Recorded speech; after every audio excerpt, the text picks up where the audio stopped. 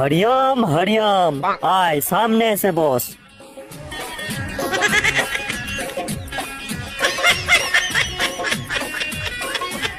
Johnny বাবা, এ আমার বন্ধু পচা। থাক, আমি সব বুঝে গেছি। তুই মেয়েটাকে ভালোবাসিস, কিন্তু মেয়েটা তোকে পাত্তা দিচ্ছে না, তাই তো? হ্যাঁ হ্যাঁ জনি বাবা, আপনি ঠিকই বলেছেন, কিন্তু আপনি কি করে জানলেন যে আমি মেয়েটার ব্যাপারে আপনার কাছে জানতে এসেছি? ওরে খ্যাপা, এটা আমার 100 বছরের সাধনার অভিজ্ঞতা। তুই কি বলবি আমি সব জানি। সবই তো জানেন জনি বাবা, ওই মেয়ের পিছনে ক্লাস 5 থেকে পড়ে আছি, তবুও কোনো রকম পাত্তা দিচ্ছে না।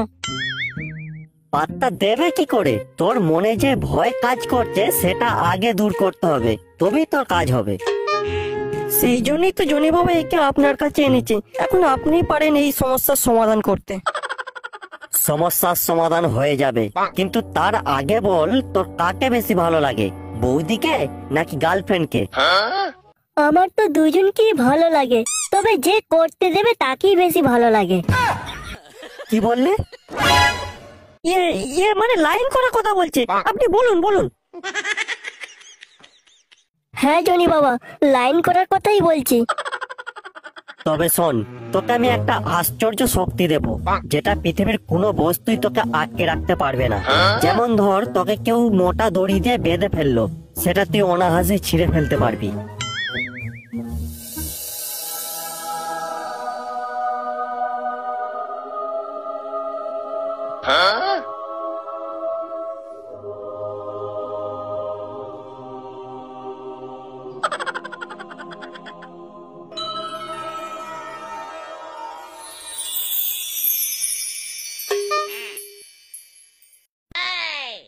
কিন্তু এই শক্তি দিয়ে কি হবে?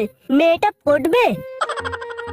আলবাত পড়বে। তুই শহরের এক জায়গায় এই শক্তির প্রদর্শন কর, তোর এই প্রদর্শনী ওই মেয়েটা দেখতে আসবেই, আর ওই প্রদর্শনী দেখে মেয়েটা তোকে ভালোবেসে ফেলবে।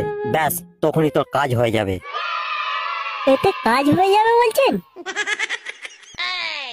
একদম। দে, এবার 500 টাকা দে। 500 টাকা?